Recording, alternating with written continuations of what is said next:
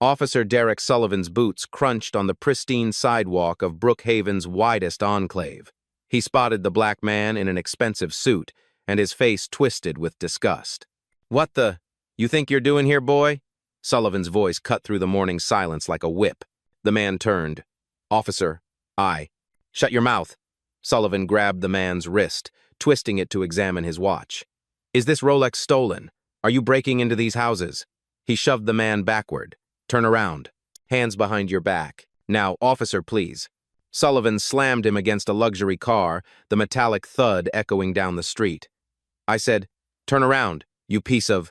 You don't belong here." The man's expensive suit wrinkled against the hood, his calm voice barely containing rage. "I live in this house." Sullivan laughed cruelly. "Sure you do. And I'm Barack Obama. Have you ever witnessed such raw, humiliating hatred directed at someone simply for existing?" 9:47 a.m. 13 minutes until the call. Terrence Washington felt the cold metal of his BMW's hood against his chest. 23 years of federal service, and he was being treated like a common criminal on his own property. ID. Now. Sullivan's breath reeked of stale coffee and contempt. Terrence slowly reached for his wallet, his movements deliberate. Any sudden gesture could escalate this beyond repair. His fingers found the leather billfold, Italian crafted, a gift from his wife, Kesha, after his last promotion. Sullivan snatched it, flipping through the contents like he was searching for contraband. "Terrence Washington," he read mockingly. "What kind of made-up name is that?" "It's my name, officer." Sullivan held up the Federal Credit Union Platinum card, studying it with suspicion. "Where'd you steal this from? This is government, issued." Across the street, Mrs. Davis's live stream was gaining traction. Notification sounds pinged from her phone as the viewer count climbed. "This is absolutely disgusting," she whispered into the camera. "He lives here. I've seen him every morning for 3 years." The comments section exploded.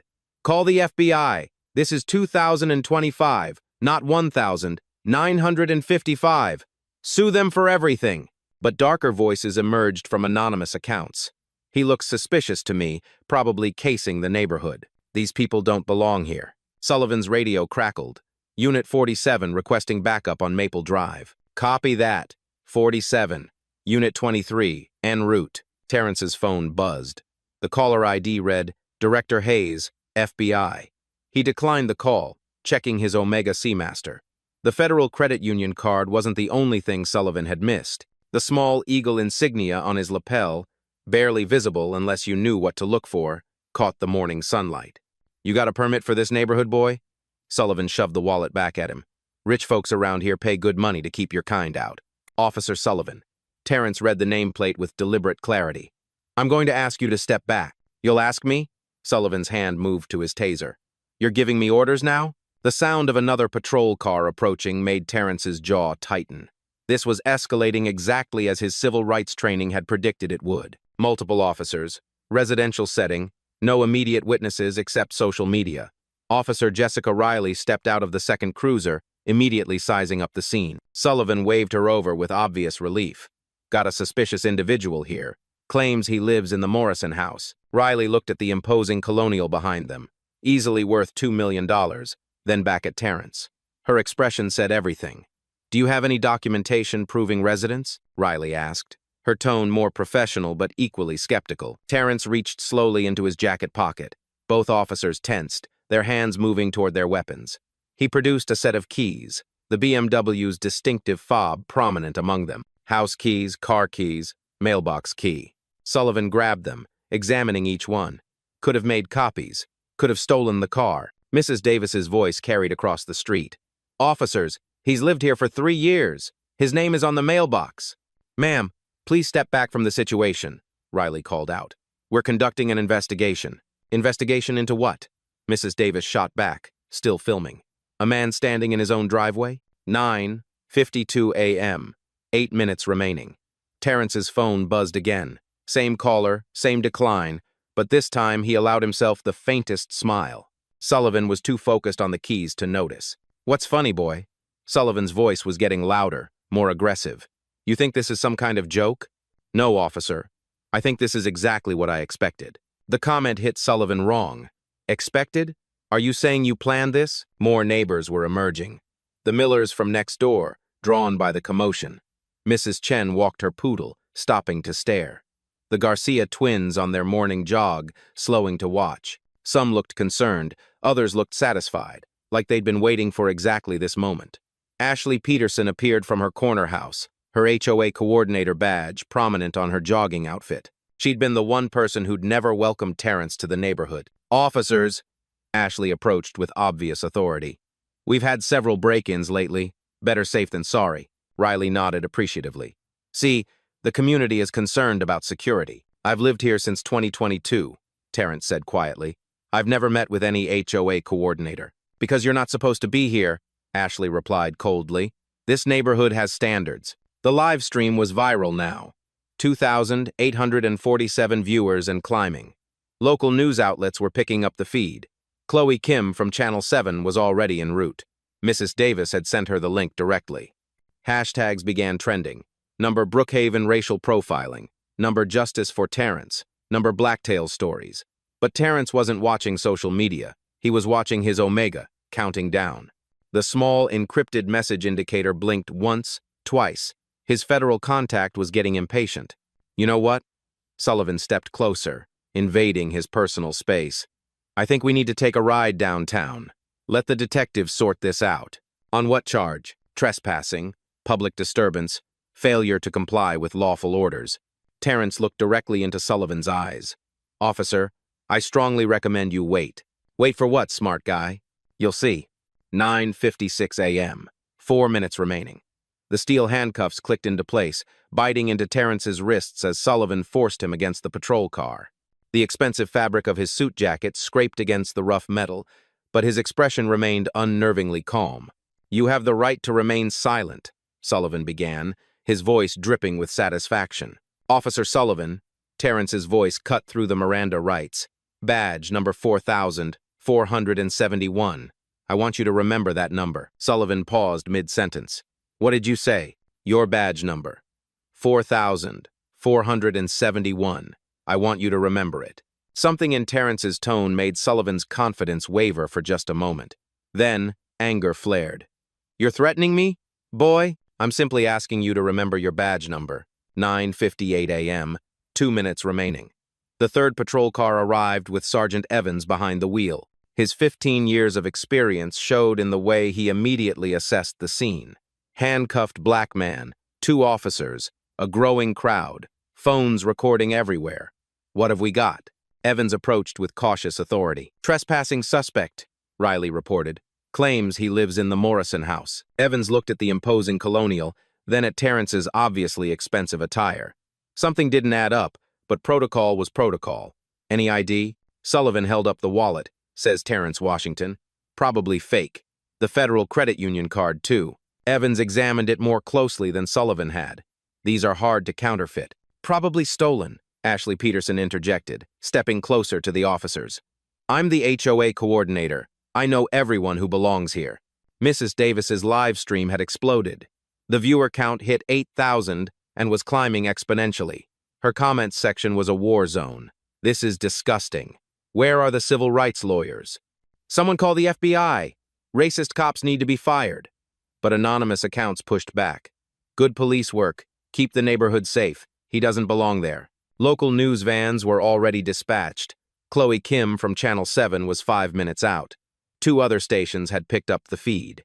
Evans studied Terrence more carefully. The man's composure was unusual, not the nervous energy of someone caught in wrongdoing, not the anger of someone falsely accused. Something else entirely. "Mr. Washington, can you provide proof of residence?" "The keys your officer confiscated open my front door, my car, and my mailbox," Terrence replied evenly.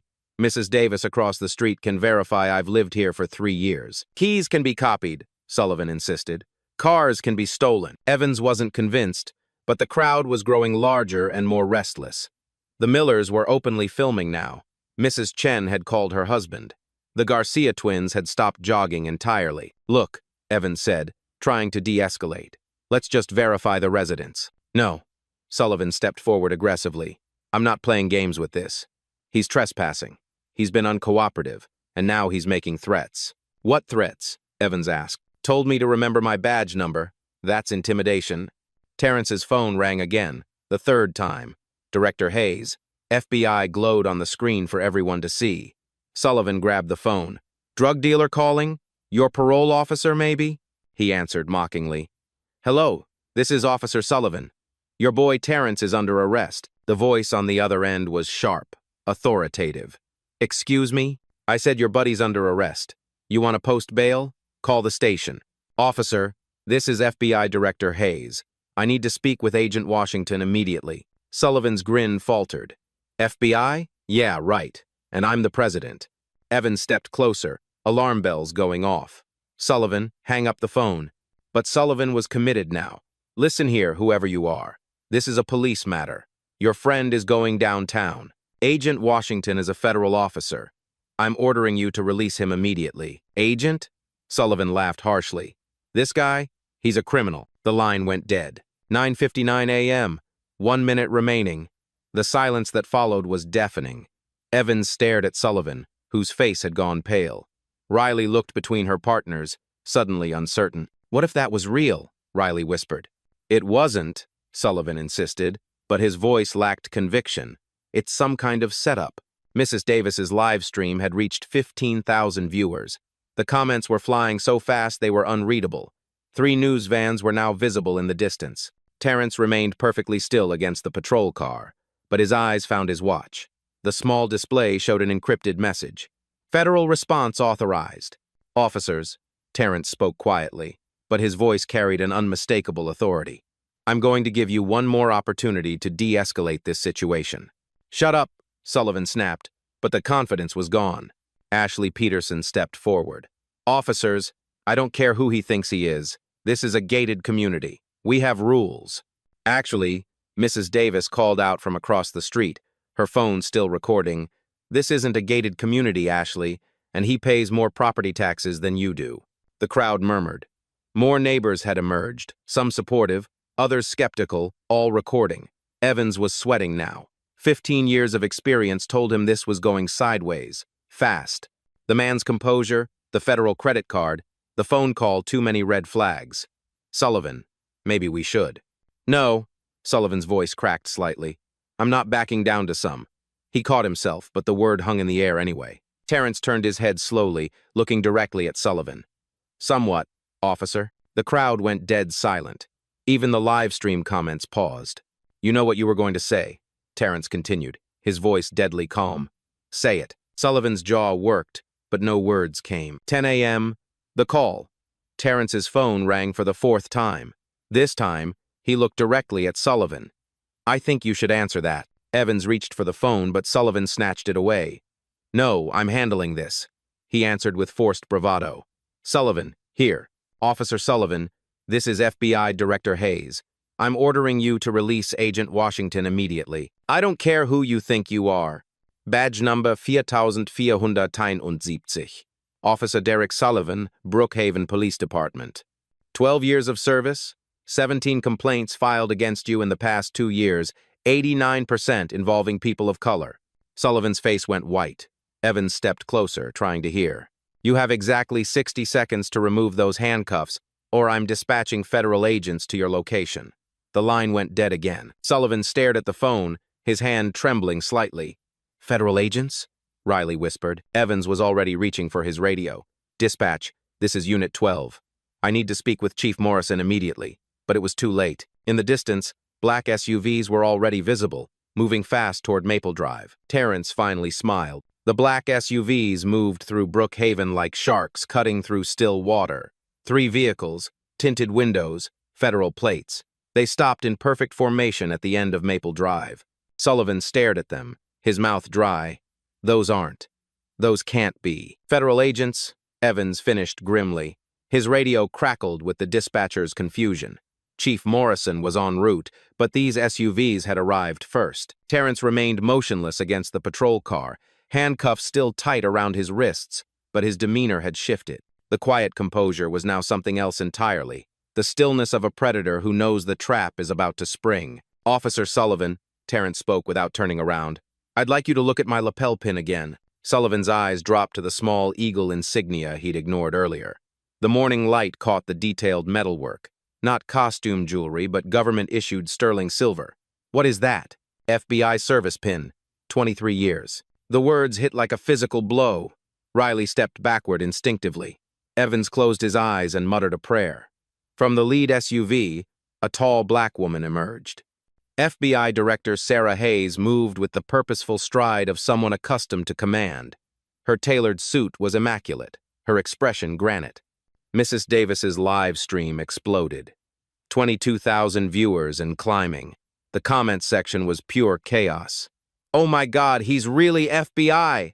Those cops are so screwed! Lawsuit incoming!" Number Blacktail Stories needs to cover this. Behind Director Hayes came 6 more agents, a coordinated unit in dark suits and earpieces. They moved like they'd done this 100 times before. Ashley Peterson was backing away slowly, her HOA badge suddenly feeling very small and very meaningless. "Agent Washington," Hayes's voice carried across the street with crisp authority. "Status report." Terrence finally turned, the handcuffs forcing an awkward movement.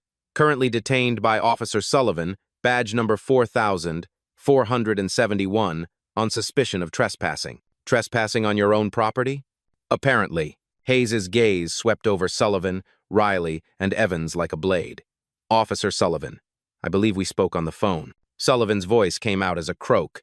You're really FBI." "Director Hayes, Federal Bureau of Investigation." She produced her credentials with practiced efficiency. "Agent Washington is my Assistant Director for the Civil Rights Division." The words hit the crowd like a thunderclap. Assistant Director, Civil Rights Division. Evans was frantically trying to process the magnitude of the mistake. "Ma'am, we were responding to a call about suspicious activity." "Suspicious activity?" Hayes's voice could have cut steel. "A federal agent standing in his own driveway?" Riley found her voice. "We didn't know he was." "You didn't know because you didn't ask. You saw a black man in an expensive neighborhood and made assumptions." More neighbors had gathered. The Millers looked mortified. Mrs. Chen was openly apologizing to no one in particular. The Garcia twins were live streaming on their own phones now, but Hayes wasn't interested in the crowd. Her focus was laser sharp on Sullivan. "Officer Sullivan, how many complaints have been filed against you in the past 24 months? I don't know the exact. 17 complaints, 89% involving people of color. Would you like me to read them aloud?" Sullivan's face had gone gray. That's not relevant too. "Officer Derek Sullivan, badge 4,471, April 2023. Excessive force complaint, dismissed. June 2023. Racial profiling allegation, sustained. August 2023. Inappropriate language, verbal warning, September 2023. "Stop," Evans stepped forward. "Director Hayes, I apologize for this situation. We will release Agent Washington immediately." But Hayes held up a hand. "I'm not finished." October 2023. Unlawful detention, settled out of court. November 2023. "Please," Sullivan whispered. December 2023. Harassment complaint, dismissed on a technicality. January 2024. "Why are you doing this?" Sullivan's voice cracked. Hayes stepped closer. "Because Agent Washington has been investigating systematic bias in law enforcement for the past 18 months. This interaction is being documented as part of a federal civil rights case study." The silence was deafening. Mrs. Davis's phone nearly slipped from her hands. She was recording a federal investigation. "Case study?" Riley managed. "Operation Mirror," Hayes continued. "Agent Washington has been documenting bias patterns across 47 police departments nationwide. Brookhaven PD was selected based on complaint ratios and demographic data." Terrence spoke quietly. "I moved to this neighborhood specifically to test response patterns. Expensive area, predominantly white, history of suspicious person calls." Sullivan stared at him in horror. You set this up?" "I bought a house and stood in my own driveway," Terrence replied calmly. "Everything else was your choice." Evans was trying to salvage something from the wreckage. "Agent Washington, we apologize for any—" "Sergeant Evans," Hayes interrupted. "Your department receives $2.3 million in federal funding annually. Civil rights violations can trigger federal oversight and budget review." The financial implications hit Evans like a freight train. Federal funding paid for equipment, training, half their annual budget. Hayes gestured to one of her agents, who approached with bolt cutters. The handcuffs fell away from Terrence's wrists with a metallic click. He rubbed the circulation back into his hands, straightening his suit jacket. For the first time, he looked like what he was, a federal agent with 23 years of experience and the full weight of the U.S. government behind him. Officer Sullivan, Terrence's voice carried a new authority. "Do you remember what I told you about remembering your badge number?" Sullivan nodded mutely. "This incident is now a federal record. Badge 4471. Officer Derek Sullivan. Unlawful detention of a federal agent. Civil rights violation. Abuse of authority." The live stream had reached 45,000 viewers. News helicopters were visible in the distance. This wasn't just a neighborhood incident anymore. It was national news.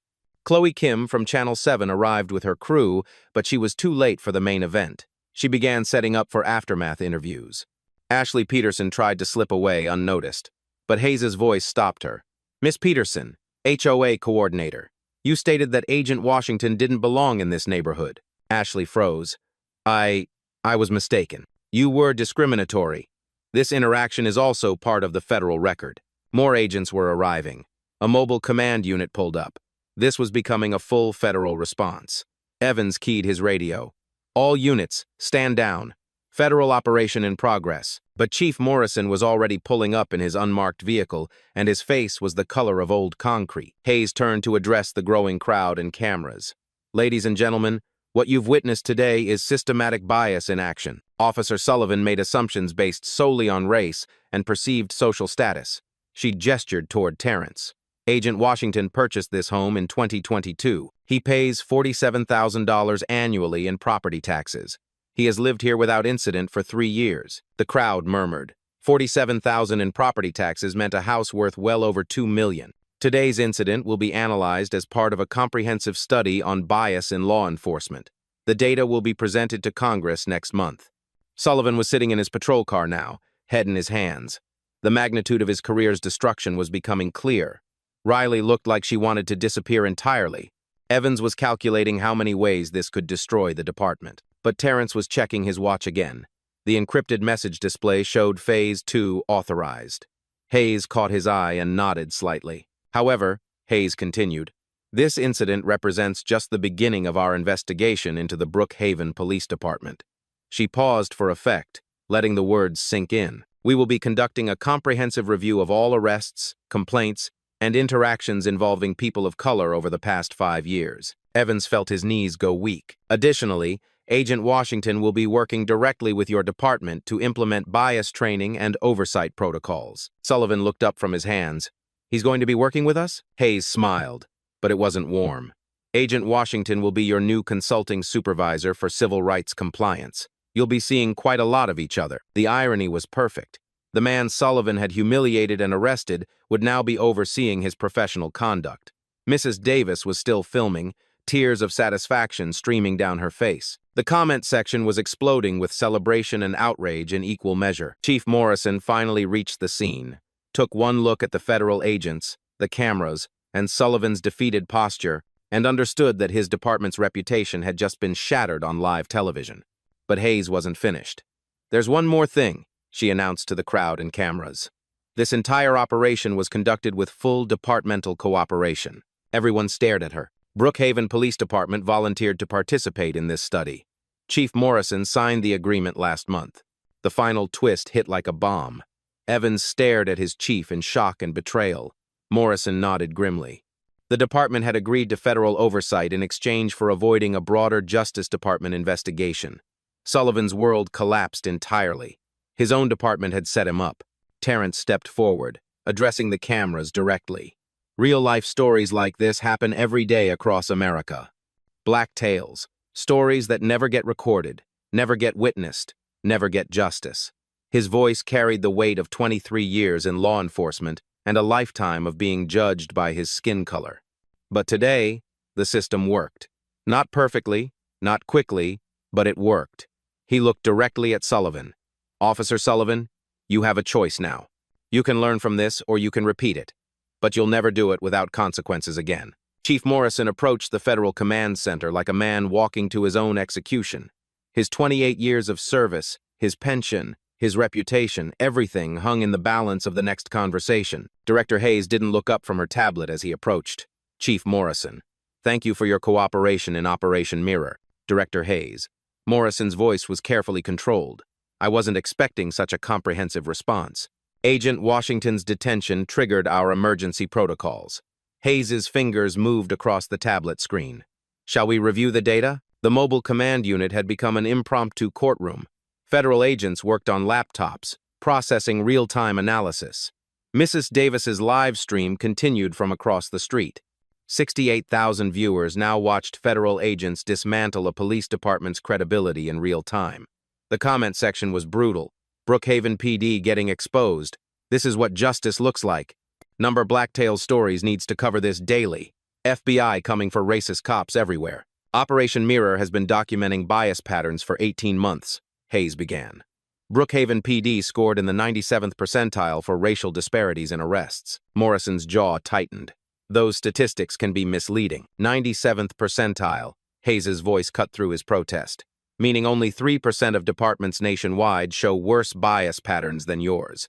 She turned the tablet toward him. Charts and graphs filled the screen. Arrest rates by demographics, complaint ratios, use of force statistics. The data painted a devastating picture. Officer Sullivan represents a pattern, not an anomaly. Agent Washington documented 12 similar incidents across your department in the past 6 months. Evans overhead, still reeling from the revelation that his own department had set them up. 12 incidents. Officer Riley, Hayes continued, consulting hair files. 7 discrimination complaints in 18 months. Officer Torres, 9 complaints. Officer Kim, 4 complaints. Officer Patterson, 6 complaints. Officer Williams, 11 complaints. Each name hit Morrison like a physical blow. His officers weren't just making individual mistakes. They were creating a systematic pattern of institutional discrimination. Agent Sarah Carter, Hayes's legal counsel, stepped forward with additional documents. Chief Morrison, we've also documented disparities in traffic stops. Black motorists are 3.7 times more likely to be searched during routine stops. 3.7 times more likely, but contraband discovery rates are 42% lower, another agent added, indicating stops based on racial profiling rather than legitimate suspicion. Morrison felt the walls closing in. Every statistic was another nail in his department's coffin. Terrence stepped forward, his federal authority now undeniable. Chief Morrison, let's discuss the financial implications. Morrison's face went pale. Federal funding was everything. Equipment, training, technology, half their operating budget. Brookhaven PD receives $2.3 million annually in federal grants, Terrence continued, reading from his tablet. Civil rights violations can trigger immediate funding suspension under Section 14141 of the Violent Crime Control and Law Enforcement Act. Section 14141, Evans whispered to Riley. Riley had gone to law enforcement school. She knew the implications. Federal oversight.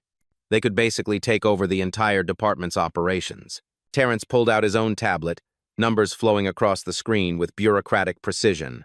Community policing grants, $412,000. Drug enforcement funding, $638,000. Equipment modernization, $815,000. Training programs, $327,000. Each number represented jobs, salaries, operations. Without federal money, Brookhaven PD would collapse within 3 months. Additionally, Hayes added, civil liability exposure from today's incident alone could reach 7 figures. Morrison found his voice. 7 figures? Federal civil rights lawsuits under 42 U.S.C. Section 1983 start at $1 million, Agent Carter explained. Agent Washington's case would be prosecuted by the Justice Department's Civil Rights Division directly. The crowd was growing exponentially. More news vans arrived every few minutes. CNN, MSNBC, Fox News. This wasn't just local news anymore. The hashtag number Brookhaven FBI was trending nationally across all social media platforms. Chloe Kim was interviewing neighbors live on Channel 7. Mrs. Davis had become an instant celebrity, her live stream being rebroadcast on major networks nationwide. But inside the command unit, the real, corporate-style power play was just beginning. However, Hayes's tone shifted slightly, the first hint of negotiation. There is an alternative path forward. Morrison leaned forward desperately. Any alternative to a federal takeover was worth considering. Consent decree. Voluntary compliance with federal oversight and reform protocols. What exactly would that involve? Terrence stepped forward again, consulting his comprehensive tablet. Complete restructuring of training protocols. Mandatory bias training for all officers. 40 hours annually, not the current 8 hours every 3 years. Each requirement felt like another nail in the department's independence. Body camera footage reviewed by federal monitors, Agent Carter added. Random sampling of 20% of all interactions, with a particular focus on traffic stops and residential calls. External Oversight Board with community representation, Hayes continued. Monthly compliance reports to the Justice Department. A zero-tolerance policy for verified discrimination complaints. Evans was calculating rapidly in his head. Zero tolerance meant any substantiated complaint could end a career immediately. The old boy's club culture would die overnight. What specifically happens to Officer Sullivan? Morrison asked quietly. Hayes looked toward the patrol car where Sullivan sat. His career effectively ended. Officer Sullivan will serve as a case study. His actions today will be analyzed in federal training materials distributed to law enforcement agencies nationwide. The irony was perfect and brutal. Sullivan's racist assumptions would now educate thousands of officers about the consequences of bias. He can remain employed pending completion of 200 hours of bias training and community service, Terrence added, in black and brown neighborhoods. Specifically, Sullivan would spend the next year serving the very communities he discriminated against.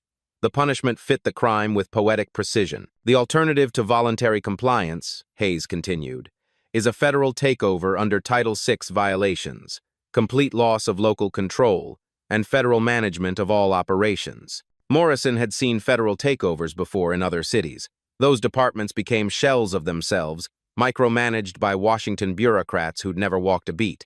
Financial penalties would include full reimbursement of Operation Mirror costs, Terrence added, consulting his tablet again. Approximately $4.7 million over 18 months of investigation. Morrison's knees nearly buckled. $4.7 million would bankrupt the entire city government. Plus, Hayes added almost casually, criminal referrals for any officers found to have violated federal civil rights statutes under color of authority. Criminal referrals meant prison time. Sullivan could face federal charges for unlawful detention, civil rights violations, and deprivation of rights under color of law. The live stream audience had reached 89,000 viewers. Comments flooded in from across the country. This is how you handle racist cops. FBI don't mess around with civil rights. Justice finally happening in real time. Blacktail's stories like this give me hope for America. Real-life stories showing change is possible, but anonymous accounts pushed back aggressively. Government overreach destroying good cops. What happened to due process? FBI targeting hard-working police. Morrison looked at his officers scattered around the scene, Evans sweating profusely, Riley barely holding back tears, Sullivan broken and defeated in his patrol car. 28 years of building this department, and it was crumbling in real time on national television. If we accept the consent decree, Morrison asked slowly, what timeline are we looking at for implementation? Implementation begins immediately, Hayes replied without hesitation. Agent Washington will establish a permanent field office here within 30 days. Terrence smiled slightly, the first show of satisfaction he'd allowed himself. I'll be your new neighbor permanently, Chief, living right here in Brookhaven, overseeing daily compliance operations. The final twist of the knife. The man Sullivan had tried to remove from the neighborhood would now be running it with federal authority. Federal monitors will conduct quarterly reviews for 5 years minimum, Hayes continued. Extensions are possible if compliance standards falter. 5 years of federal oversight. Every arrest, every complaint, every interaction scrutinized by Washington bureaucrats. Morrison looked at the cameras, the crowd, the federal agents surrounding his command. His department's dirty laundry was being aired on national television. The choice wasn't really a choice at all. It was surrender or complete destruction. Chief, Evans whispered urgently, we have to take the deal. We can't survive a federal takeover. Morrison nodded slowly, swallowing his pride. Pride was a luxury he couldn't afford anymore. We accept the consent decree. Hayes smiled, the first genuine expression of satisfaction she'd shown all day. Excellent decision. Agent Washington will begin transition planning immediately. She gestured to one of her agents, who approached with legal documents already prepared. The FBI had known how this would end before it began. Sign here for voluntary compliance. Initial here for federal oversight acceptance. Date here. Each signature felt like surrendering a piece of his department's soul, but Morrison signed anyway. The alternative was complete destruction. The crowd applauded as word spread that the police department had accepted federal oversight. Mrs. Davis's comment section exploded with celebration. Justice served! This is what accountability looks like! Black stories finally getting the endings they deserve. But the real work was just beginning. Immediate accountability. Agent Carter stepped forward with additional paperwork. Officer Sullivan, you're suspended without pay, pending completion of mandatory training. Sullivan looked up from his patrol car, defeat written across his face. For how long? 6 months minimum, Hayes replied. 200 hours of bias training, 100 hours of community service in predominantly black neighborhoods. The specificity was deliberate. Sullivan would spend his suspension working in the very communities he'd discriminated against. Officer Riley, formal reprimand, 40 hours of additional training within 90 days.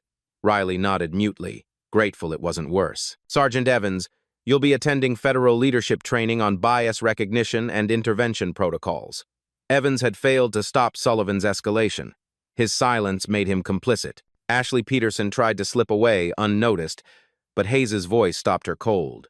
Miss Peterson, HOA coordinator, your statement that Agent Washington didn't belong in this neighborhood is now part of the federal record. Ashley's face went white.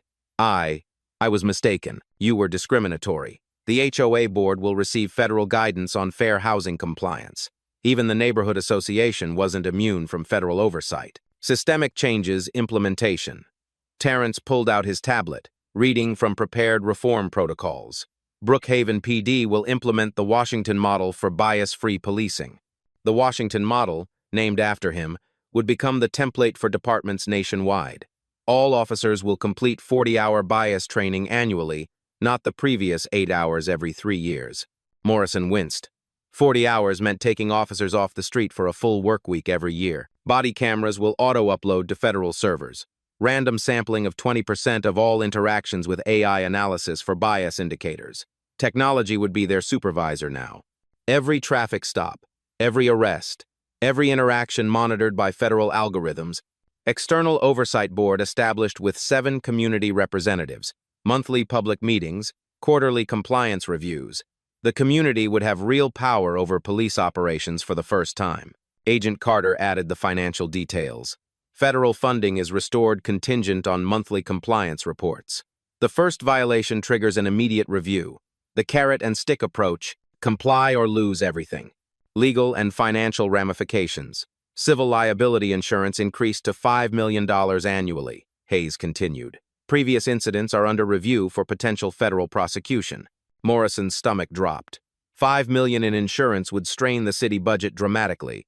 Officer Sullivan faces potential federal charges under 18 U.S.C. 242, deprivation of rights under color of law. Sullivan's hands shook. Federal civil rights charges carried up to 10 years in prison.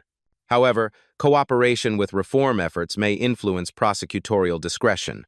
A lifeline. Comply completely and maybe avoid federal prison. Community healing initiatives. Mrs. Davis approached the federal command unit, still live streaming. Agent Washington, what happens next for the community? Terrence smiled, the first genuinely warm expression he'd shown all day. Mrs. Davis, you're now part of the oversight board. Your documentation made this accountability possible. The crowd cheered.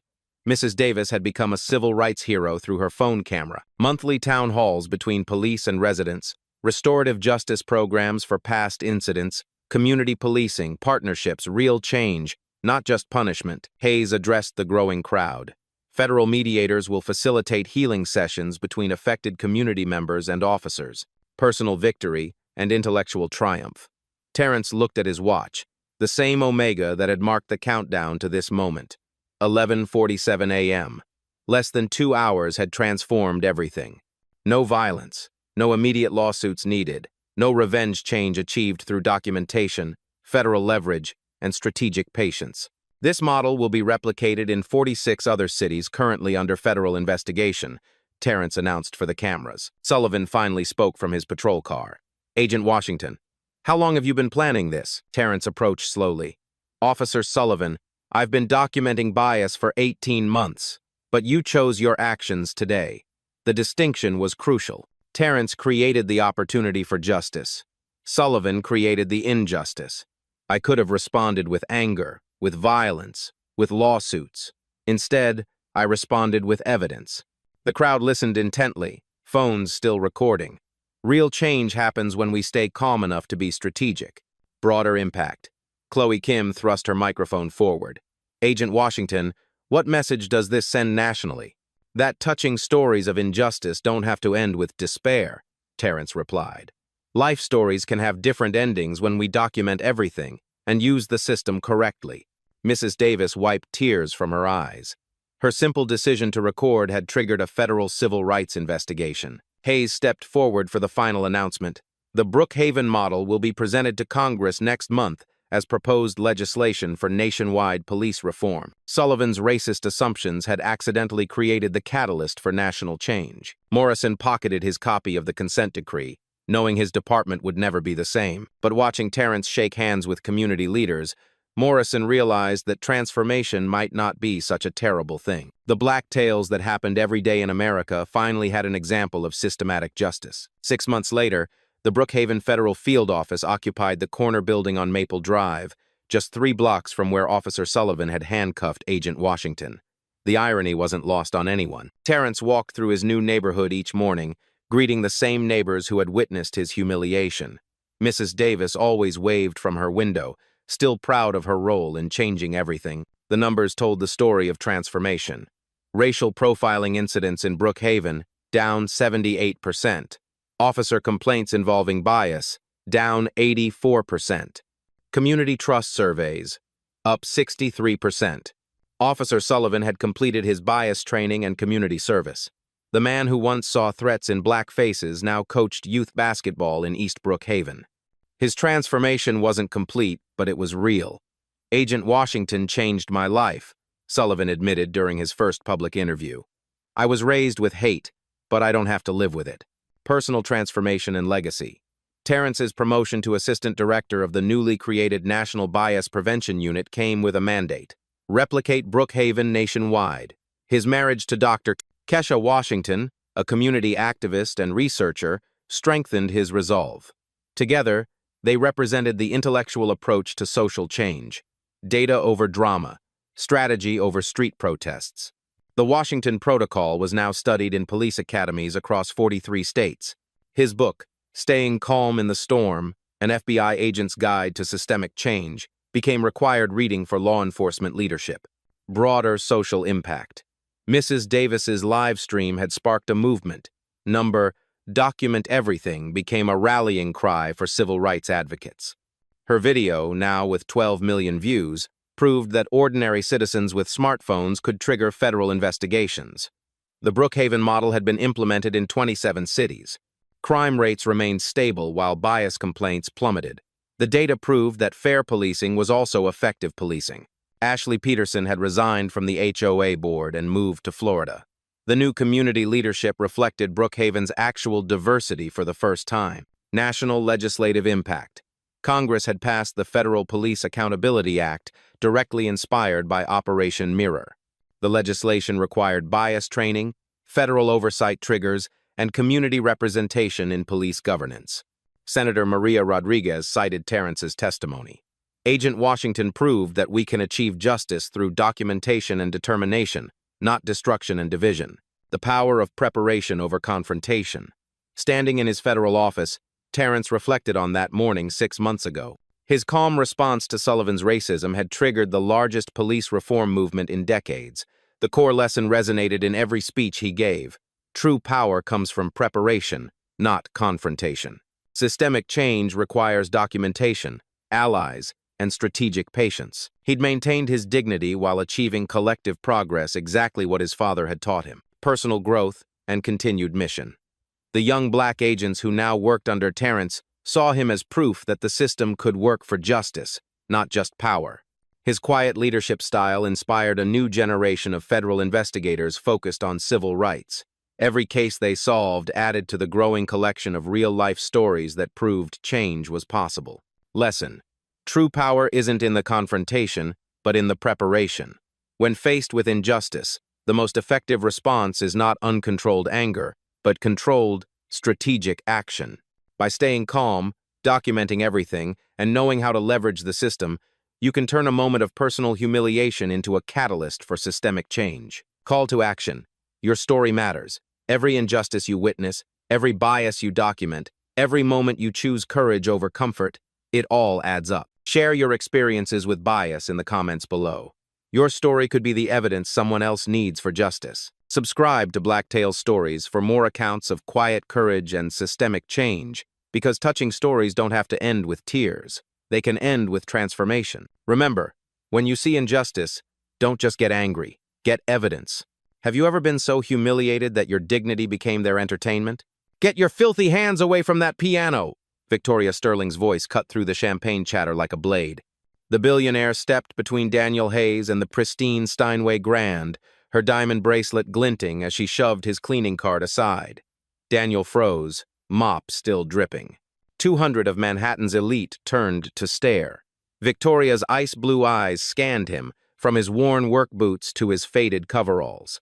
You think someone like you belongs near something this valuable? Her manicured finger jabbed toward the piano. This instrument costs more than your entire bloodline will ever be worth. Nervous laughter rippled through the crowd. Daniel's jaw tightened. Then Victoria delivered the killing blow. Tell you what, play this piano and I'll marry you on the spot. The room erupted in cruel amusement. The 4:30 a.m. subway car rattled through the darkness toward Manhattan, carrying Daniel Hayes and the weight of 3 jobs, 2 dreams, and 1 impossible choice that would define everything. His reflection stared back from the grimy window, a face carved by responsibility before its time. At 29, Daniel looked like a man who had buried his father, raised his sister, and watched his mother's kidneys fail, 1 dialysis session at a time. But his hands, resting on worn work gloves, told a different story. Long fingers, precise positioning, calloused from chemicals, but elegant in their quiet strength. Play this piano and I'll marry you. The billionaire's words echoed in his mind as Brooklyn disappeared behind him. Victoria Sterling's cruel laughter had followed him through 18 hours of mopping floors, scrubbing toilets, and pretending her words hadn't carved themselves into his chest like graffiti on a subway wall. Daniel's phone buzzed. A text from his sister, Maya. Mom's session ran long again. The doctor wants to talk about the surgery. The surgery, $45,000. They didn't have money that might as well have been $45 million. The train screeched into his stop. Daniel shouldered his worn backpack and climbed toward street level, where Manhattan's towers pierced the sky like golden needles threading wealth through clouds. By 5:15 a.m., he was mopping the lobby of the Meridian Club, where Victoria Sterling's monthly membership fee exceeded his annual salary. The Meridian Club existed in a different universe. Persian rugs that cost more than houses, oil paintings older than the Constitution, members who spoke in stock tickers and measured time in quarterly reports. Daniel moved through this world like a ghost, present but invisible, necessary but unacknowledged. He'd been invisible for 7 years. 7 years since Howard University, where professors had called him extraordinary. 7 years after the full scholarship to the Manhattan School of Music, the scholarship he'd surrendered the day his father's construction scaffold collapsed in Queens. Son, his father had whispered in the hospital, construction dust still coating his lungs. Promise me you'll take care of them, Daniel had promised. The scholarship letter had arrived 3 days after the funeral. Now, at 6 a.m., Daniel pushed his cart past the club's music room. Through beveled glass doors, the Steinway grand piano sat like a sleeping giant. Chopin's Ballade No. 1 lay open on the music stand, the same piece Victoria had mocked him about, the same piece he'd performed for his senior recital, earning a standing ovation from professors who'd never seen anything like it. His fingers twitched involuntarily, muscle memory stirring. 4 years of theory, 4 years of technique, 4 years of professors saying, Daniel, you don't just play music, you speak it. But speaking music didn't pay for dialysis. It didn't cover rent in a studio apartment where his mother slept on a fold-out couch, and Maya studied by lamplight because the overhead bulb had burned out last month. Daniel's current world measured exactly 420 square feet in Bed-Stuy. a space where his mother's medical equipment dominated the living room, where Maya's homework covered the kitchen table they'd inherited from their grandmother, where Daniel slept on an air mattress that deflated slightly each night, requiring morning adjustments before work. The apartment smelled like disinfectant and dreams deferred. Maya's college acceptance letters sat unopened on the counter. Columbia, NYU, Barnard. Discussing tuition felt like discussing Mars colonization, theoretically possible, practically impossible. On the kitchen wall hung their only family photo. Daniel at his Howard graduation, arms around his parents, Maya beaming in her high school cap and gown.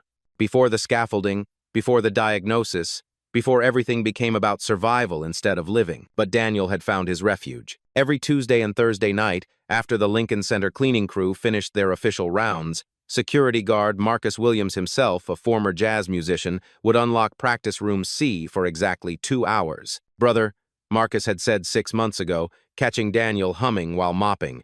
These hands weren't made for mops. Those midnight sessions kept Daniel sane. Alone with a beaten upright piano, he played everything from Bach to Basie, Mozart to Monk.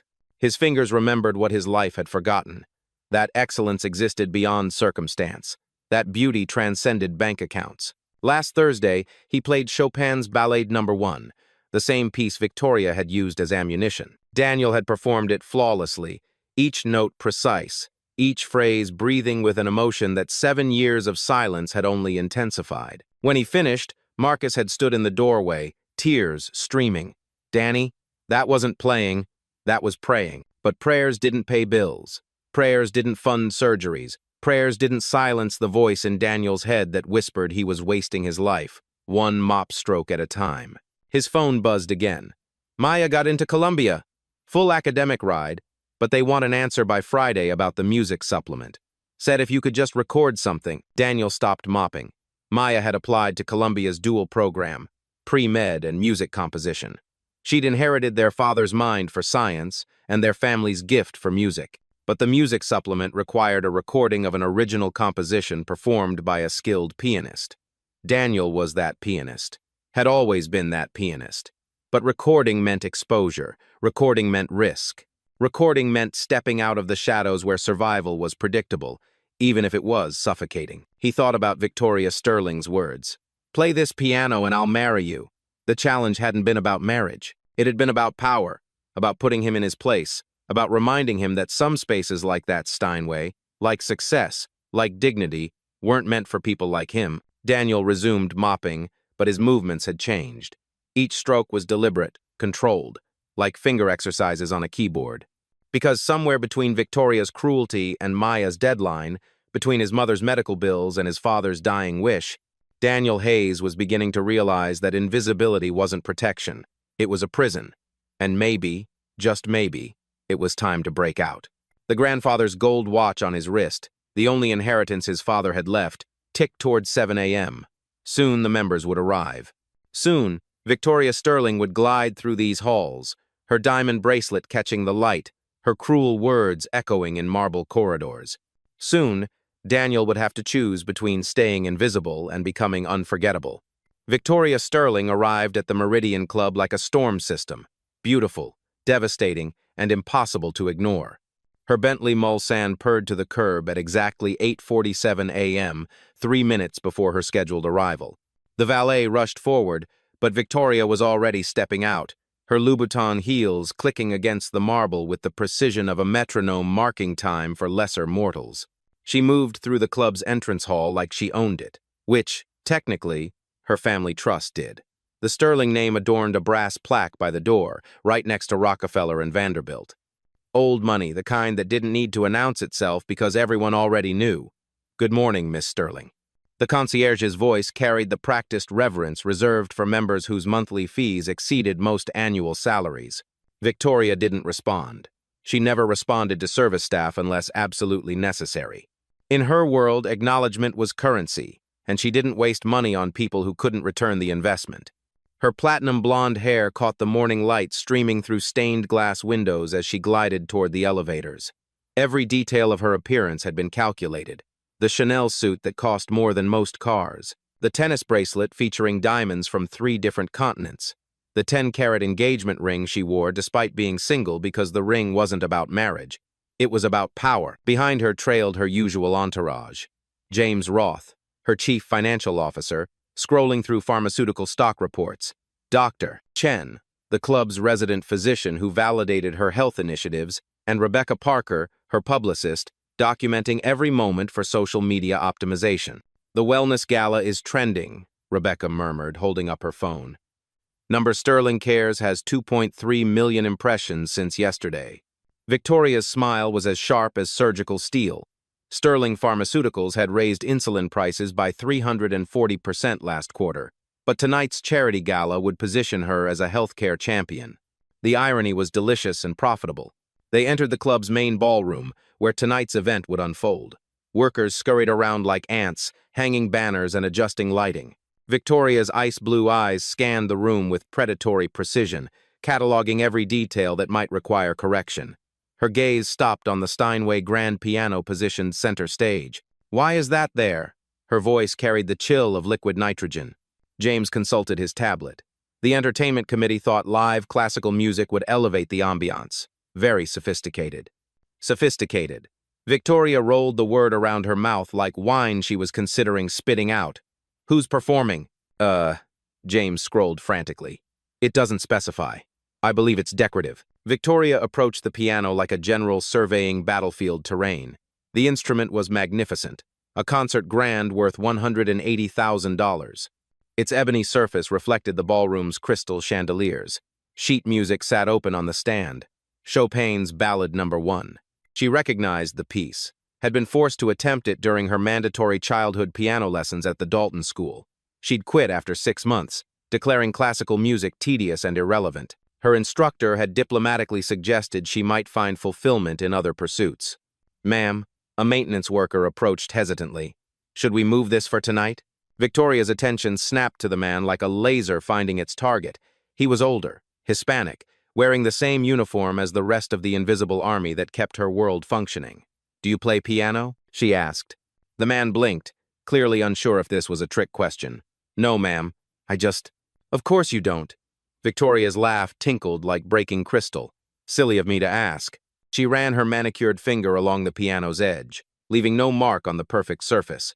But her mind was working, calculating angles like a predator, studying prey migration patterns. Tonight's gala would host 200 of the most influential people in Manhattan. Senators, pharmaceutical executives, European nobility, tech titans, all gathered to celebrate her generosity while she positioned herself for next quarter's hostile takeover of Meridian Therapeutics. The evening needed something memorable, something that would trend beyond Rebecca's hashtags, something that would remind everyone exactly who held power in this room. Victoria's phone buzzed with a text from her board chairman. "Sterling stock up 3% on Gala Buzz. Keep momentum going." She smiled, already formulating tonight's entertainment. The piano would stay exactly where it was. "Rebecca," she called, not turning around. "Make sure we have optimal camera positioning around this piano.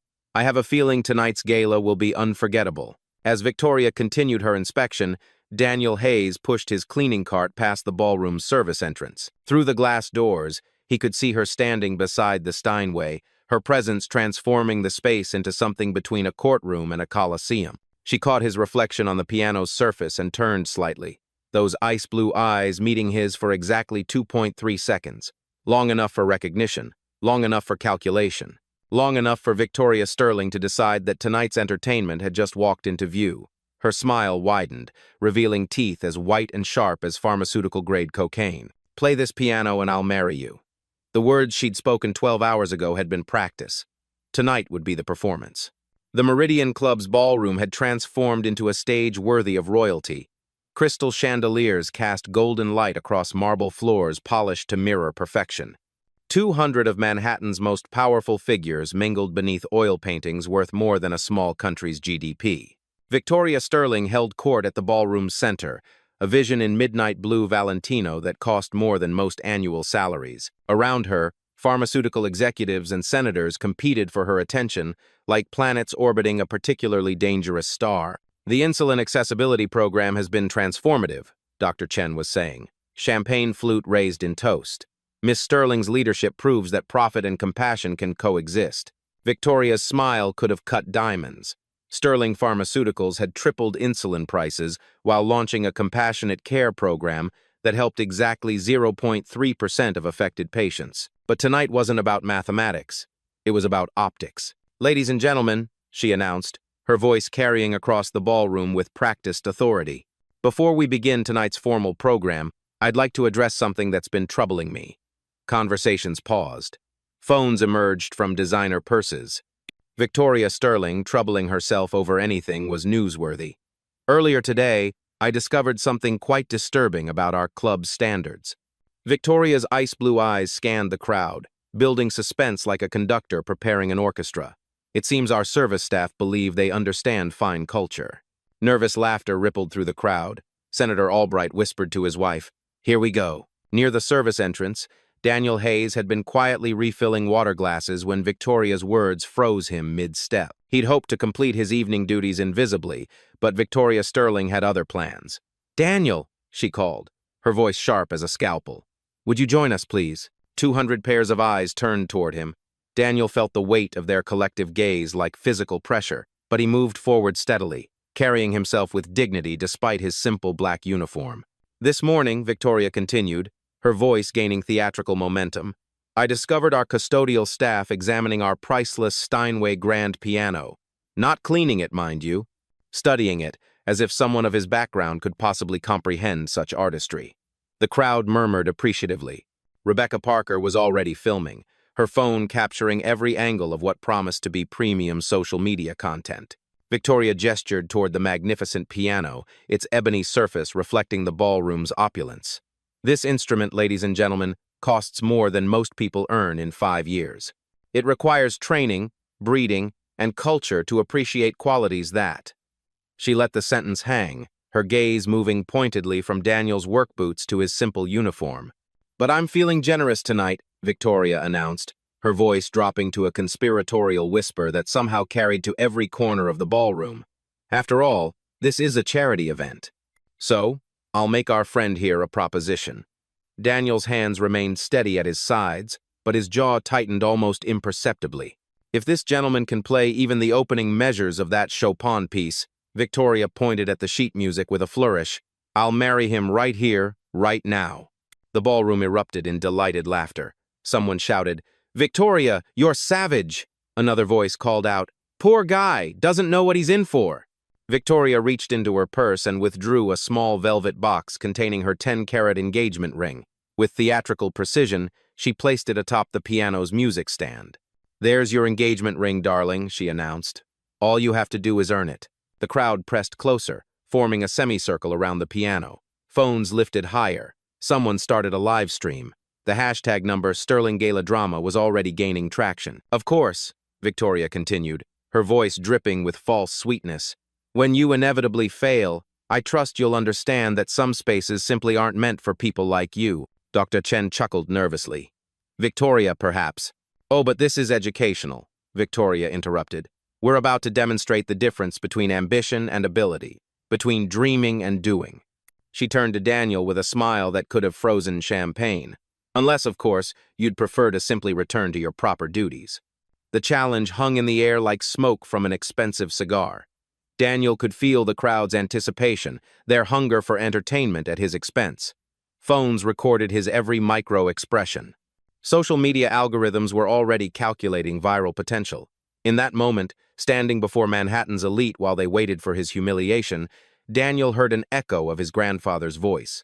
"Dignity isn't something they can take from you, son. It's something you either carry or you don't." Victoria's ice-blue eyes gleamed with predatory satisfaction. She'd created the perfect trap.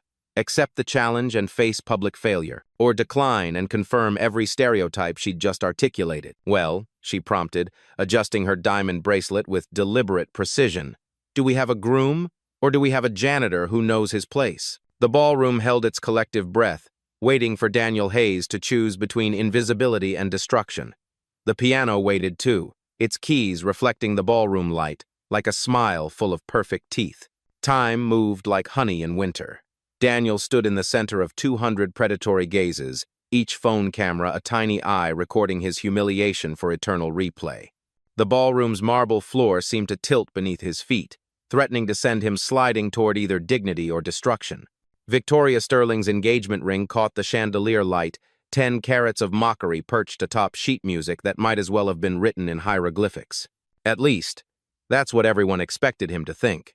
Tick-tock, Victoria sang softly, checking her diamond Cartier watch.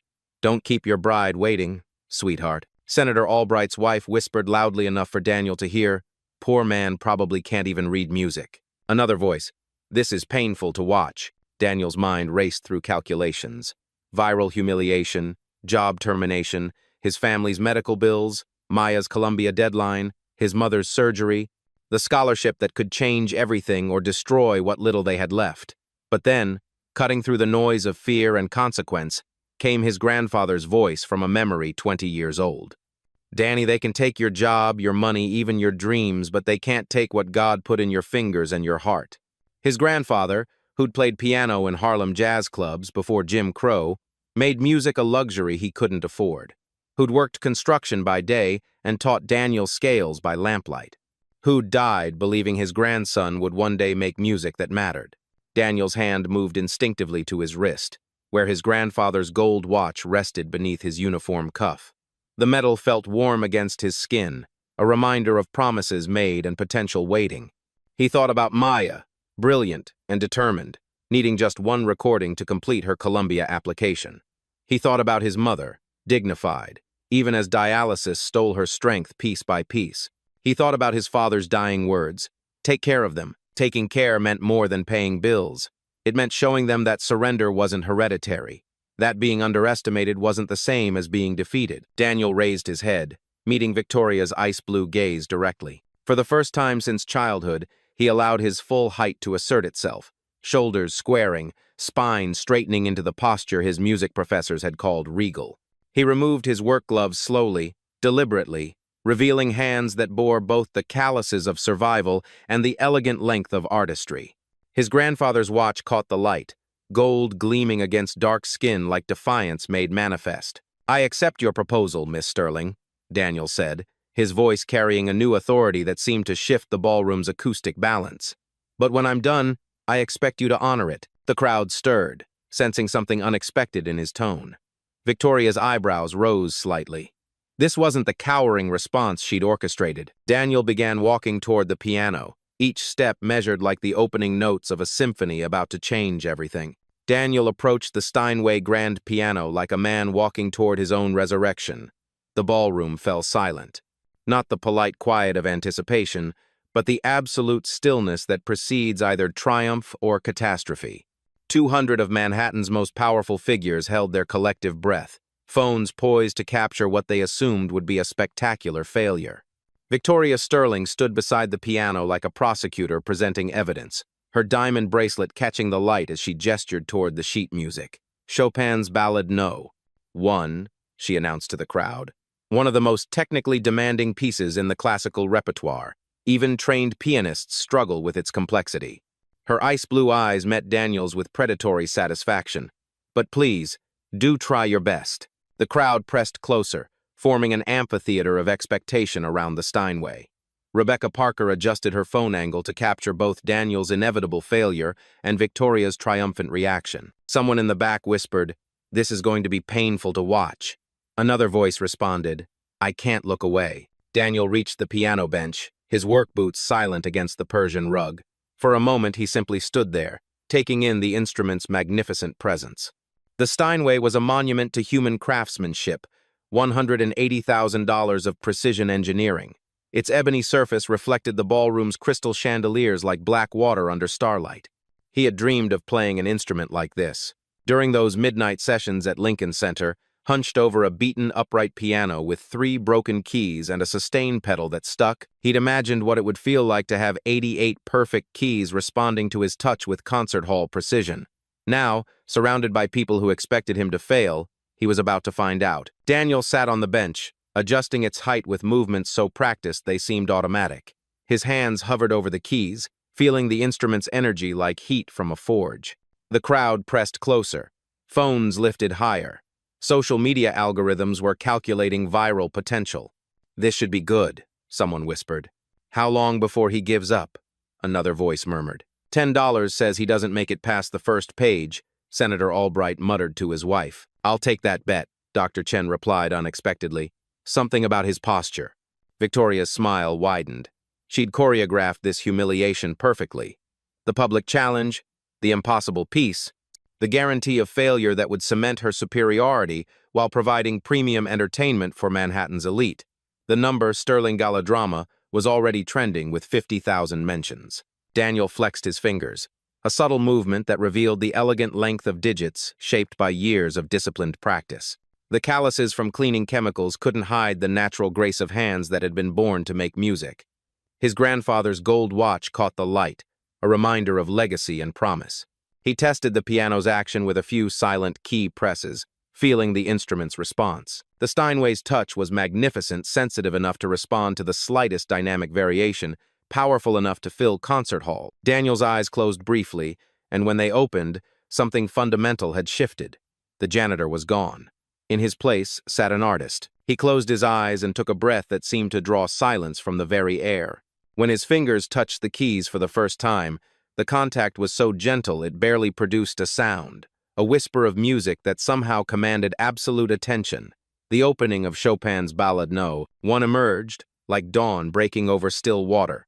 Single notes, precise and clear, each one placed with the delicacy of a surgeon and the confidence of a master. Daniel's left hand joined with soft bass notes that seemed to make the ballroom's marble floors vibrate in harmony. The crowd's smirks began to fade. Victoria's eyebrows drew together almost imperceptibly. This wasn't the hesitant fumbling she'd expected. The notes were clean, purposeful, technically correct, but surely he would stumble when the piece became more demanding. By measure 8, Daniel's posture had completely transformed. His shoulders relaxed into a muscle memory earned through 10,000 hours of practice. His wrists floated above the keys with the fluid grace of a conductor leading an invisible orchestra. The shy janitor had vanished, replaced by an artist whose presence filled the vast ballroom like incense. Dr. Chen's champagne glass paused halfway to his lips. "That's actually quite sophisticated," he murmured to his companion. European nobility in the crowd began to pay genuine attention. Count Alessandro de Marco, who owned a collection of rare Stradivarius instruments, leaned forward with the expression of a man recognizing something valuable. "The touch," he whispered to his wife. "Listen to that touch." Measure 16 brought the melody's first true flowering. Daniel's right hand danced across the upper registers while his left maintained the rhythmic foundation, creating a conversation between voices that seemed to emanate from somewhere deeper than the piano strings. The music wasn't being played. It was being born. His touch revealed the Steinway's voice in ways the instrument rarely experienced. Each key responded with crystalline clarity, the concert grand's superior acoustics allowing subtle dynamics that would have been impossible on lesser instruments. Daniel shaped phrases with a breath that seemed to extend the piano's natural decay, creating legato lines that flowed like silk ribbons through the air. The audience began to shift unconsciously. Bodies that had been positioned for mockery now leaned forward in genuine interest. Conversations died mid-whisper. Even Rebecca Parker's social media commentary fell silent as she realized her live stream was capturing something extraordinary. The comment feed exploded with messages. "Holy, is this real? Who is this guy? This is actually incredible." Senator Albright lowered his phone entirely. His wife grabbed his arm, whispering, "David, he's really good." The transition to the B section arrived like a thunderclap wrapped in velvet. Daniel's technique exploded into view. Octaves that rang like cathedral bells, arpeggios that cascaded down the keyboard like water over stones, chromatic runs so fast they blurred into pure emotion. His hands moved with surgeon-like precision, while his face reflected the music's emotional landscape, tender during lyrical passages, fierce during dramatic climaxes. "Jesus Christ," someone whispered. "He's actually a pianist." "Shh," came the sharp reply. The crowd was no longer watching a humiliation unfold. They were witnessing artistry at a level most had never experienced outside of Lincoln Center. Victoria's ice-blue eyes widened as Daniel navigated passages that would challenge conservatory graduates. His left hand thundered through bass octaves while his right hand executed runs that seemed to defy the physical limitations of 10 fingers. The sound filled every corner of the ballroom, resonating off marble walls and crystal fixtures with cathedral-like majesty. A young pharmaceutical executive pulled out his phone to Google the piece's difficulty level. His face went pale as he read, "Considered one of the most challenging works in the piano repertoire. Requires advanced technical skill and mature musicianship, often used as a benchmark for professional-level pianists." The crowd began to murmur in amazement. Tech titans who collected rare instruments as investments realized they were witnessing something their money couldn't buy. Pharmaceutical researchers who understood the intricate complexities of molecular structures recognized equivalent complexity being executed with flawless precision. Daniel navigated Chopin's most treacherous passages like a master chef wielding a knife, dangerous techniques made to look effortless through years of dedicated practice. His pedaling created layers of resonance that transformed the ballroom into a concert hall, each harmony hanging in the air like precious perfume. The development section showcased an interpretive maturity that defied his circumstances. Daniel took risks with tempo and dynamics that only artists comfortable with their mastery attempt, slowing impossible passages to extract maximum emotional impact, then accelerating through technical fireworks that would challenge conservatory professors. Count DeMarco turned to his wife with tears in his eyes. "Maria, this is what we heard at La Scala in 1987. This is that level of artistry." Victoria's hands trembled slightly as she gripped her diamond bracelet. This wasn't possible. Janitors didn't play Chopin like this. Working-class men didn't possess this level of cultural sophistication. Everything she believed about breeding, education, and social hierarchy was crumbling with each perfectly executed phrase. The music built toward its climactic return. Daniel's entire body now moved with Chopin's rhythms. His feet worked the pedals like a master organist. His shoulders swayed with melodic lines. Even his breathing synchronized with the music's phrases. He wasn't just playing the piano. He had become the conduit through which Chopin's genius flowed into the modern world. Rebecca Parker's phone trembled in her hands. Her live stream had gained 100,000 viewers in real time. Comments flooded faster than she could read. "This is the most beautiful thing I've ever heard. Who is this man? I'm literally crying. This needs to go viral right now." The ballroom's acoustics carried every nuance of Daniel's performance to its farthest corners. Pharmaceutical executives who had never attended a classical concert found themselves moved to tears by music they couldn't name but somehow understood. Tech moguls who measured success in algorithms discovered that some things couldn't be quantified, only experienced. Then came the cadenza, the piece's most technically demanding passage where even professional pianists held their breath. Daniel's hands separated into independent voices, the left maintaining bass octaves, while the right exploded into cascading runs that seemed to defy physical possibility. The ballroom held its collective breath. Victoria's mouth fell open as Daniel executed passages that her own childhood piano teacher had called impossible for anyone but the most gifted artists. His fingers moved so quickly they blurred, yet every note rang clear and true. The Steinway sang under his touch like an instrument possessed, its voice soaring above the stunned silence of Manhattan's elite. Count DeMarco stood up involuntarily, his years of musical education recognizing mastery when he witnessed it. Other audience members followed suit, unable to remain seated in the presence of such artistry. Daniel paused for exactly one heartbeat before the final section, a moment of perfect silence that stretched like eternity. In that pause, 200 people realized they were witnessing something extraordinary. Phones that had been recording for mockery now captured reverence. Then Daniel's hands descended like controlled lightning. The final measures erupted with a power that seemed to shake the crystal chandeliers. Bass notes thundered through the ballroom's foundation, while melody lines soared toward the vaulted ceiling. Daniel's technique was flawless, but more than that, it was transcendent. He wasn't just executing Chopin's vision, he was channeling 7 years of suppressed dreams, a lifetime of being invisible, generations of ancestors whose talents had been buried beneath survival. The final chord rang out like a declaration of war against every assumption the crowd had carried into this room. Daniel held the sustain pedal down, letting the harmonies decay naturally while the ballroom absorbed what had just occurred. Silence. Complete, absolute silence that stretched for 4.3 seconds, long enough for reality to reassemble itself around a new truth. Then, the eruption.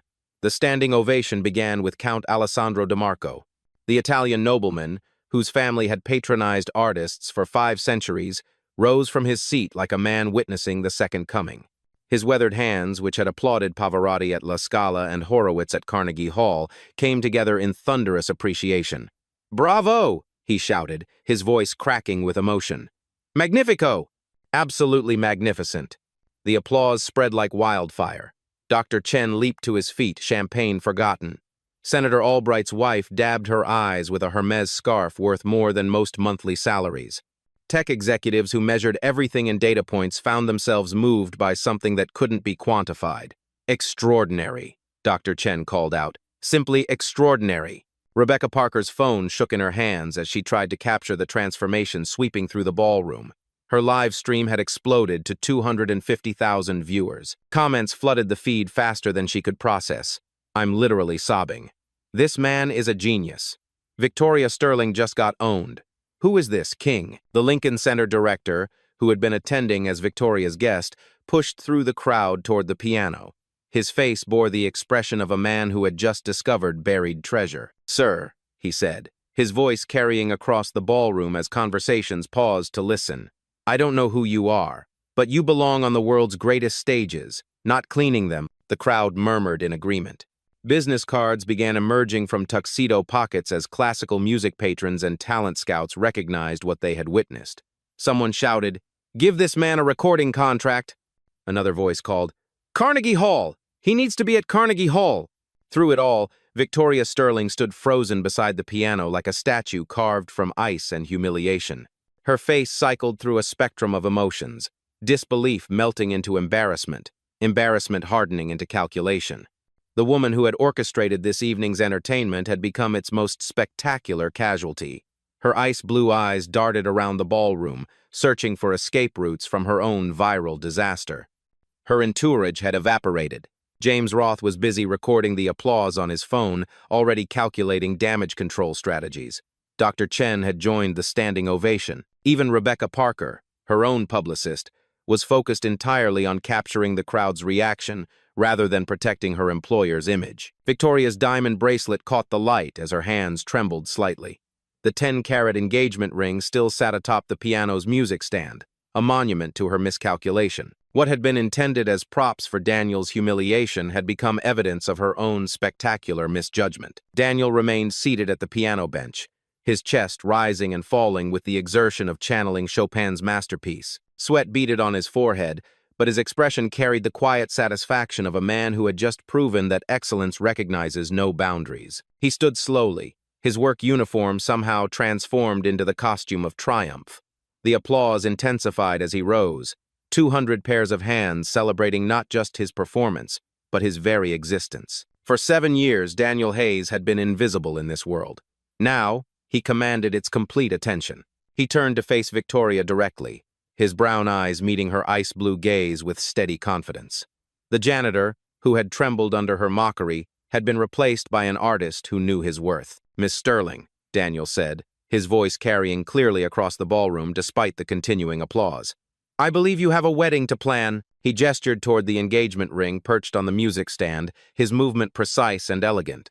"Should I clear my calendar?" The ballroom erupted in delighted laughter and renewed applause. Someone whistled appreciatively. Another voice shouted, "She walked right into that one." Victoria's face flushed crimson beneath her perfectly applied makeup. Her mouth opened and closed without sound, a billionaire rendered speechless by a janitor's dignity. The woman who had built an empire on strategic cruelty had just been outmaneuvered by someone she had considered beneath her notice. Daniel reached for his work gloves, which he had placed beside the piano bench. With deliberate precision, he set them down next to Victoria's engagement ring, the contrast stark and meaningful, calloused protection beside pampered luxury. "The pleasure," he said softly, "was all mine." The power dynamic that had defined the evening's opening had been completely reversed. Victoria Sterling, who had commanded every room she entered for 35 years, now stood peripheral to her own event. The spotlight that had been hers by birthright now illuminated a man she had tried to destroy. The applause continued, growing stronger rather than fading as Manhattan's elite celebrated the triumph of talent over prejudice, dignity over cruelty, substance over surface. Victoria's carefully orchestrated humiliation had become Daniel's coronation, and every phone in the room had recorded it for posterity. The applause showed no signs of stopping. If anything, it intensified as the full magnitude of what had occurred settled into the collective consciousness of Manhattan's elite. Daniel Hayes had not merely played the piano. He had shattered assumptions, rewritten narratives, and transformed a ballroom into a cathedral of human dignity. Count DeMarco pushed through the crowd, his eyes bright with the fervor of a man who had just witnessed artistic history. "Maestro," he said, grasping Daniel's hand with both of his own. "In 60 years of attending concerts, I have rarely heard Chopin played with such soul. You must tell me, where did you study?" Before Daniel could answer, the Lincoln Center director was at his side. Business card extended. "Thomas Berkowitz, artistic director. We need to talk immediately. I'm thinking about a residency, recording opportunities, a debut recital. This level of artistry cannot remain hidden." Business cards materialized from everywhere. Classical music patrons, talent scouts, and recording executives all recognized the same truth that had just slapped them across their collective faces. Excellence had been cleaning their floors while they drank champagne and discussed stock portfolios. Deutsche Grammophon announced a sharp-suited woman pushing through the crowd. "Astrid Muller, A&R director. We need to discuss recording contracts tonight." Rebecca Parker's phone had become the epicenter of a digital earthquake. Her live stream now boasted 500,000 concurrent viewers and climbing. The hashtag number Janitor Genius was trending worldwide, displacing number Sterling Galadrama entirely. Comments flooded faster than the platform could process. "This man deserves everything. Victoria Sterling just created a legend. I can't stop crying. Talent has no address." But the most meaningful recognition came from an unexpected source. Marcus Williams, the Lincoln Center security guard who had unlocked Practice Room C for Daniel's midnight sessions, appeared at the ballroom's service entrance. He'd been working a double shift when Rebecca's live stream appeared on his phone. Now he stood in the doorway, tears streaming down his weathered face. "Danny," he called out, his voice thick with emotion.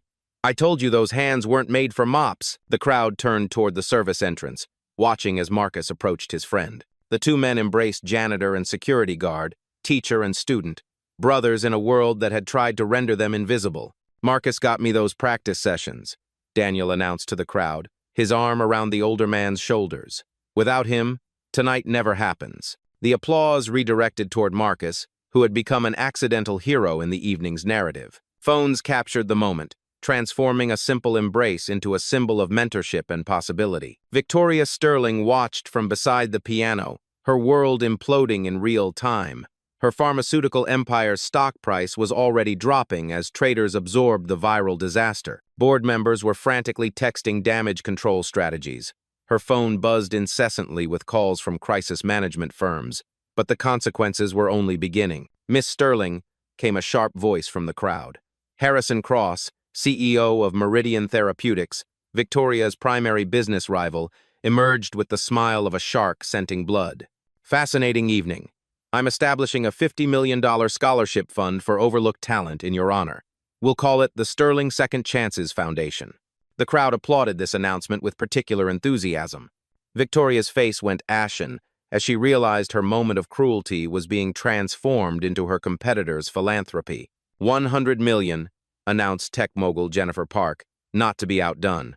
"Full-ride scholarships for working-class artists, because clearly we've been looking for talent in all the wrong places." The bidding war of charitable one-upmanship continued as Manhattan's elite competed to distance themselves from Victoria's humiliation while associating with Daniel's triumph. Within minutes, over $300 million in scholarships and arts funding had been pledged, all inspired by watching a janitor play the piano. Daniel's phone, which had been buzzing intermittently, suddenly exploded with notifications. Someone had identified him on social media. His Facebook page gained 50,000 followers in 10 minutes. A GoFundMe for his mother's surgery, created by a viewer watching the live stream, had already reached $100,000 in donations. "Danny!" Maya's voice cut through the ballroom noise as she burst through the main entrance, still in her Columbia University sweatshirt. She'd sprinted from the subway after seeing her brother trending on Twitter. "What the hell is happening? You're literally everywhere." The crowd parted as Maya rushed to her brother, her eyes wide with disbelief. "Mom's watching on Facebook Live from the hospital," she whispered. "She's crying. Happy crying. They've already called about the surgery. Someone paid for it. Some anonymous donor wired the full amount." Daniel's composure finally cracked. 7 years of carrying his family's weight, 7 years of invisible struggle, 7 years of deferred dreams, it all culminated in this moment of recognition that felt like a resurrection. The Lincoln Center director appeared at Daniel's shoulder again. "Mr. Hayes, I'd like to offer you the principal pianist position, effective immediately. Full benefits, housing allowance, and creative freedom. Will you accept? Daniel looked around the ballroom that had witnessed his transformation from invisible to unforgettable. Victoria Sterling stood alone beside her piano, a billionaire rendered irrelevant by her own cruelty. The crowd waited for his response with the anticipation of people who had just witnessed history. "I'll finish my shift first," Daniel said quietly. "But yes, I accept." The applause that followed seemed to shake the foundation of everything Manhattan thought it knew about worth, talent, and the dangerous assumptions that privilege makes about possibility. 3 months later, Daniel Hayes walked onto the Carnegie Hall stage wearing a perfectly tailored tuxedo, his grandfather's gold watch catching the spotlight as he approached the Steinway grand piano that waited like an old friend. The sold-out audience included tech titans, pharmaceutical executives, and European nobility, the same people who had witnessed his transformation at the Meridian Club. But now, they weren't watching a janitor play the piano. They were witnessing the debut of America's newest classical sensation. In the front row sat his mother, radiant and healthy after her successful surgery, and Maya, now thriving in her first semester at Columbia with a full scholarship that had materialized from Daniel's viral moment. Marcus Williams occupied a place of honor, his security guard uniform replaced by a suit purchased specifically for this occasion. Victoria Sterling was notably absent. Her pharmaceutical empire had crumbled under the weight of public scrutiny that followed janitor genius. The board had replaced her with a CEO who actually understood the difference between profit and humanity. She'd retreated to her Hamptons estate, where her Steinway grand piano sat covered and untouched, a monument to the danger of underestimating others. As Daniel's fingers touched the keys for his opening piece, Chopin's Ballad No. 1, naturally he thought about the journey from invisibility to this moment. Every midnight practice session had led here. Every moment of being overlooked had prepared him for being truly seen. The music that emerged wasn't just technically perfect. It was prayer made audible, dignity transformed into sound, proof that excellence doesn't require permission to exist. When the final notes faded into reverent silence, Daniel stood to accept an ovation that seemed to last forever. But his mind wasn't on the applause.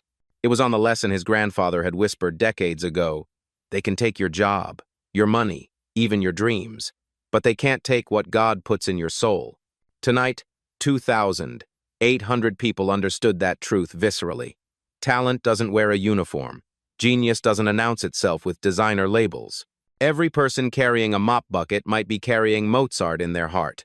We live in a world that judges worth by job titles, potential by postal codes, and value by bank statements. But excellence is democratically distributed, while opportunity remains criminally hoarded. How many Daniels walk past you every day, underestimated and overlooked? And more importantly, when was the last time you were Victoria, making assumptions based on appearances and missing the brilliance right in front of you? Excellence is everywhere. The question isn't whether it exists, but whether we're paying attention. What did you learn from Daniel's story? Let us know in the comments below, and don't forget to subscribe for more stories that prove extraordinary people often come in ordinary packages.